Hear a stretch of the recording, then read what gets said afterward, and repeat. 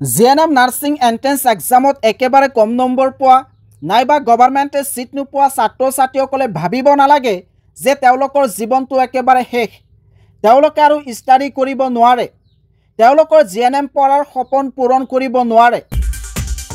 এইসকল ছাত্ৰ ছাত্ৰীয়ে যাতে নিজৰ সপোন পূৰণ কৰিব পাৰে তাৰ বাবে একমাত্ৰ নেপেটছ গ্ৰুপ অফ ইনষ্টিটিউশ্যনে লৈ আহিছে এটা গুড নিউজ।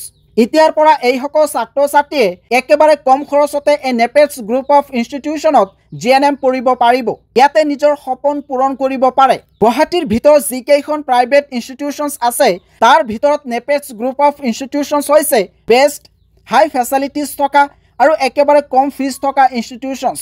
যদি সঁচাকৈ ইয়াতে এডমিশ্যন লৈ নিজৰ সপোন পূৰণ কৰিব বিচাৰে তেতিয়াহ'লে এতিয়াই 9864007707 এই নম্বৰত যোগাযোগ কৰিব পাৰে। ইয়াতে কিন্তু লিমিটেড চিট। জিএনএমৰ টোটেল পেকেজ হৈছে 5.5 লাখ।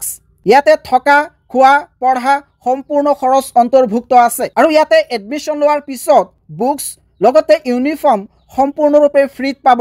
ইয়াৰ কাৰণে 1 টকাও দিব নালাগে।